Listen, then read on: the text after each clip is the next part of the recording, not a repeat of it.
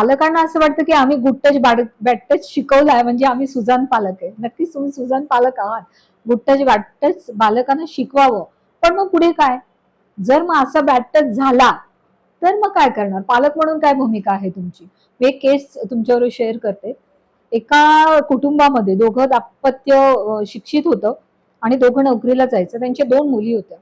आणि हे जे दाम्पत्य आहे, हे नोकरीला असताना दुपारून मुली शाळेतून घरी यायच्यात. आपला आपला दरवाजा उघडायच्या, कपडे बदलायच्या, जेवण वगैरे करून खाली पार्किंगमध्ये खेळायला जायच्या. नेहमीप्रमाणे एके दिवशी त्या मुली तशाच गेल्या, छोट्या मुली होत्या.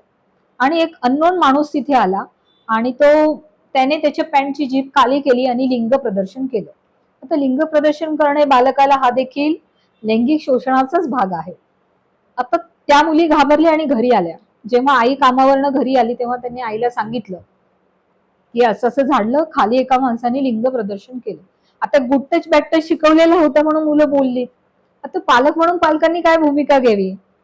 तर आईने खरं शोधायला हवं होतं की कोण व्यक्ती आला, कोण नाही, आपल्या बालकांची आपण काय सेफ्टीसाठी काय करू शकतो. मग आईने डिक्लेअर केला की उद्यापासून तुम्ही खाली खेळायला जायचं नाही.